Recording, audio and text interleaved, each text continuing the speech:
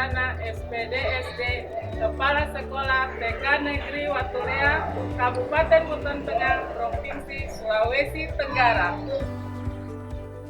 Halo, Assalamualaikum warahmatullahi wabarakatuh. Saya Juliati SPD, Kepala TK Negeri Tolowa, Kabupaten Buton Tengah, Provinsi Sulawesi Tenggara.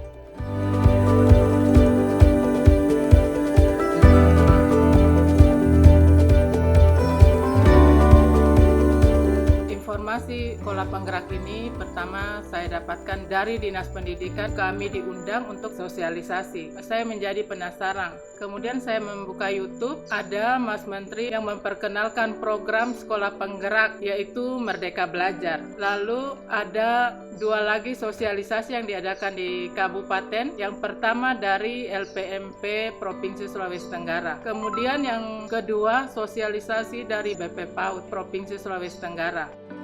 Di situ kami langsung action, maksudnya kami langsung mendaftar, dan apabila kami mendapatkan masalah langsung dibantu oleh BP PAUD. Di situ hampir 100% semua kepala TK mendaftar.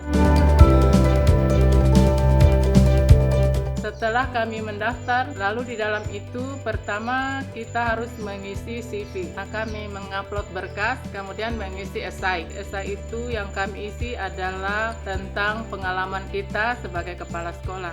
Di antara semua seleksi yang saya lakukan di sekolah penggerak itu, yang paling saya sangat suka itu adalah esai. Esai itu kita mengisinya 150 kata, 70 kata, 20 kata. Tapi kata-kata itu tidak fiktif, maksudnya pengalaman kita sendiri. Alhamdulillah keluar pengumuman kita akan tes TBS. Untuk TBS itu tesnya ada macam-macam. Yang pasti itu tidak ada pelajaran TK. Ada matematika, ada pengetahuan umum, kemudian ada juga bahasanya, pokoknya macam-macam. Kesulitannya itu waktu, karena waktu dibatasi. Dalam tes TBS itu bisa kita ikut 1 kali, bisa juga 2 kali. Saya alhamdulillahnya itu mengikut dua-duanya dan tidak diakumulasikan, tetapi diambil nilai yang tertinggi. Setelah tes TBS, tahap berikutnya yaitu simulasi dan wawancara. Dalam simulasi saya memilih tema gejala alam, subtema pelangi. Dalam hal ini percampuran warna. Jadi bahan-bahan yang saya gunakan itu adalah gelas, kemudian warna dasar yaitu merah, kuning, dan biru. Di dalam saya melaksanakan praktek itu adalah mencampurkan ketiga warna ini hingga menjadi warna yang lain. Maksud saya mengangkat tema ini adalah agar anak-anak itu belajar lebih menarik lagi karena mereka melakukan eksperimennya sendiri. Istilahnya menjadi ilmuwan cilik, karena dalam pencampuran warna mereka melakukan sendiri, berubah warna. Menurut mereka itu wow, seperti menemukan sesuatu yang tidak pernah mereka temukan. Dengan begitu dia melakukan sendiri hingga pengalaman yang dilakukan itu akan membekas di dalam alam bawah sadarnya hingga mempunyai pengalaman yang tidak mereka bisa lupakan. Setelah selesai kita simulasi, kami diwawancara oleh 2 pewawancara itu dari pusat melalui Zoom. Waktu wawancara itu kami ditanyakan apakah kita dalam mengajar itu tetap dalam zona nyaman kita, mau tidak ada yang akan ada perubahan. Jadi saat itu saya menjawab, saya ingin sekali ada perubahan di dalam mengajar anak-anak. Mungkin setelah saya menjadi sekolah penggerak, ada cara atau metode yang baru, ada sesuatu yang membuat murid-murid itu lebih mengerti di samping selama ini yang kami ajarkan. Kendala-kendala yang saya hadapi dalam mengikuti seleksi sekolah penggerak ini adalah pemikiran saya yang terbagi dengan keluarga, mengurus keperluan suami, keperluan anak, kemudian jaringan yang kurang bagus, kemudian listrik yang sering padam, hingga saya menyiapkan genset sebagai cadangan listrik, kemudian laptop yang kurang bagus, hingga saya meminjam laptop teman.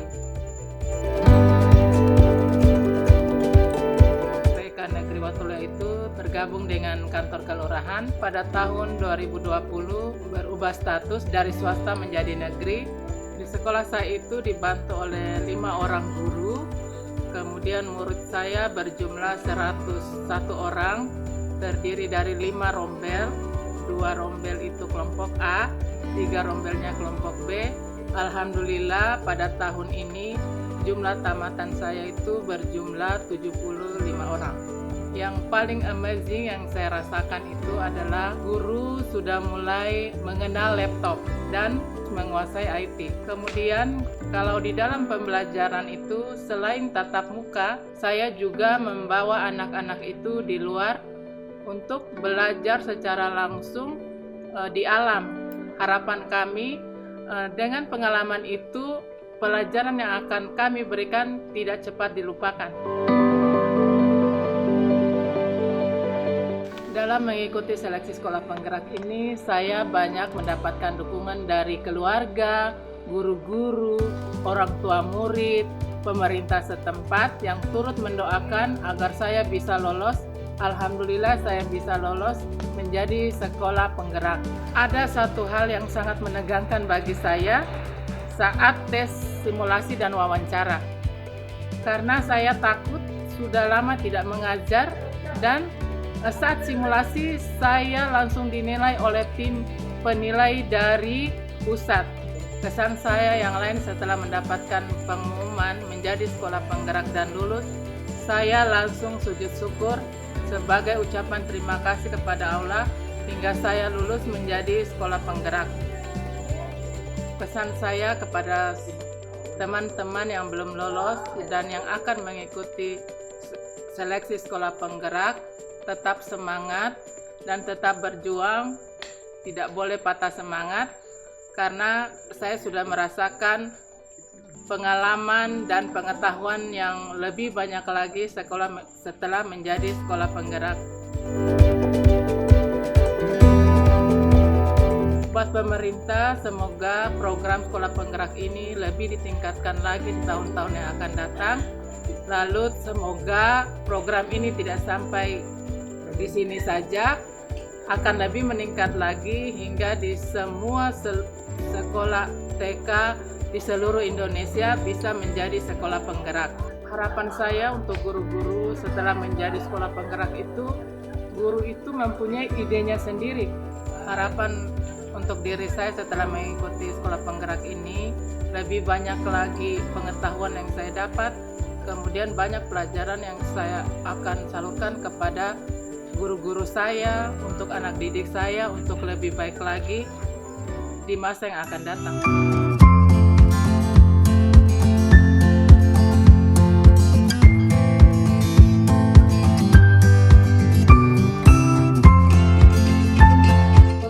Program sekolah penggerak, awalnya kami menerima informasi berupa surat undangan dari pihak dinas mengharapkan kepada semua kepala TK, kepala SD, kepala SMP untuk berpartisipasi atau mengikuti program sekolah penggerak. Pada saat mendaftar di program sekolah penggerak, jadi saya mengisi sesuai soal CV, dilanjutkan dengan pengisian atau menjawab pertanyaan esai. Pada saat menjawabnya saya bingung harus jawab apa, karena pertanyaannya itu apa kelebihan saya, sementara saya sadar diri bahwa untuk kelebihan terus terang kurang, tetapi kalau untuk kekurangan mungkin saya bisa menjawab.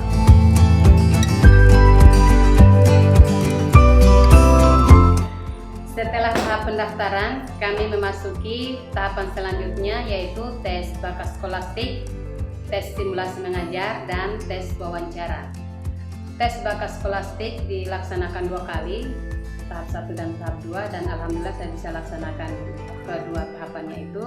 Kemudian dilanjutkan dengan simulasi mengajar, kami harus mengajar selama 10 menit. Pada saat simulasi mengajar, saya mengangkat tema Aku Anak Sehat Bebas Corona dengan subtema cara mencuci tangan 6 langkah. Di mana cara mencuci tangan 6 langkah itu kami mengenalkan kepada anak dengan urutan. Yang pertama adalah mencuci kedua telapak tangan, kemudian yang kedua mencuci punggung tangan kiri dan tangan kanan, kemudian sela jari, yang keempat kedua tangannya dikuncikan, yang kelima ibu jari kiri dan jari kanannya diputar seperti ini, kemudian yang keenam adalah ujung jari juga diputarkan di atas telapak jari. Kenapa saya mengangkat tema cara mencuci tangan dengan 6 langkah ini? Supaya anak-anak itu dia lebih terbiasa dan mengetahui bagaimana cara mencuci tangan yang benar. Kemudian pada tes wawancara, pelaksanaannya itu selama 1,5 jam. Alhamdulillah apa yang dipertanyakan oleh tim asesor saya bisa jawab sesuai dengan apa yang saya laksanakan sehari-hari, saya laksanakan selama saya menjadi kepala sekolah di TK Negeri Kolowa, yang mana pertanyaannya itu banyak sekali, mulai dari kelebihan, perkembangan apa yang saya laksanakan, bagaimana hubungan saya dengan guru-guru yang ada di sekolah, bagaimana hubungan saya dengan masyarakat, juga bagaimana hubungan saya dengan pihak dinas sebagai atasan kami. Dan alhamdulillah semua pertanyaan yang diberikan itu saya bisa menjawab dengan baik, dan setelah waktunya selesai dengan ucapan terima kasih kepada tim asesor. Dan alhamdulillah saat pengumuman untuk tahap kedua, ternyata yang kemarin saya beranggapan bahwa perwakilan kecamatan, ternyata kami berdua dari TK dari Kecamatan Bu bisa lolos di sekolah penggerak. Jadi memang ini benar-benar bahwa program ini benar-benar tidak berpihak kepada sekolah-sekolah yang maju saja, tetapi memang dari prestasi kerja lah bagi peserta. Adapun kendala yang saya hadapi dalam proses program sekolah penggerak ini, kendala yang saya hadapi itu yang pertama, pikiran saya terbagi dengan keluarga karena orang tua lagi di rumah sakit. Kemudian yang kedua, jaringan yang kurang mendukung sehingga saya harus menyiapkan 3 bentuk jaringan. Kemudian perasaan was-was jikalau lampu padam, sementara laptop yang saya gunakan itu harus terhubung dengan listrik. Di TK Negeri Kolowa, saya dibantu 2 tenaga pendidik. Anak didik saya 27 orang, dibagi dalam 2 kelompok, yang mana kelompok B itu berjumlah 18 orang dan kelompok A 9 orang. Selama saya menjadi kepala TK Negeri Kolowa, alhamdulillah ada perubahan yang ada. Tahun 2018 gedung lama diratakan dan dibangunkan kembali gedung baru. Selain itu, status sekolah swasta TK Wadia Biro Kolowa, alhamdulillah Januari 2020 berubah status menjadi TK Negeri Kolowa.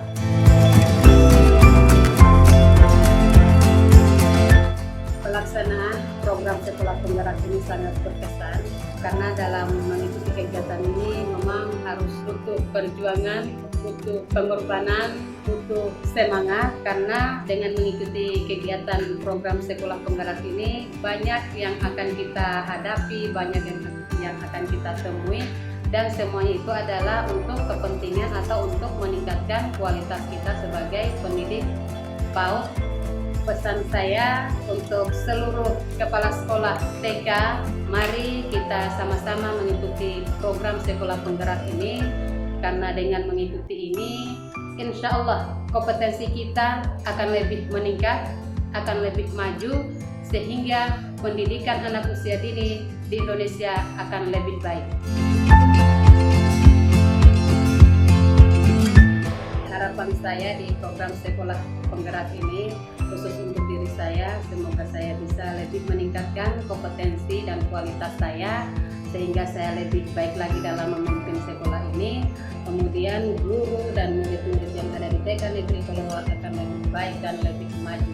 Dan harapan saya terhadap pemerintah, semoga program sekolah penggerak ini tahun ke depannya tetap terprogram, sehingga sekolah-sekolah yang ada di Buton Tengah jangan hanya kami yang lolos, sehingga sekolah dan guru-guru yang ada di Buton Tengah ini lebih baik, lebih maju, dan tidak kalah dengan sekolah atau TK-TK yang ada di kabupaten kota lainnya.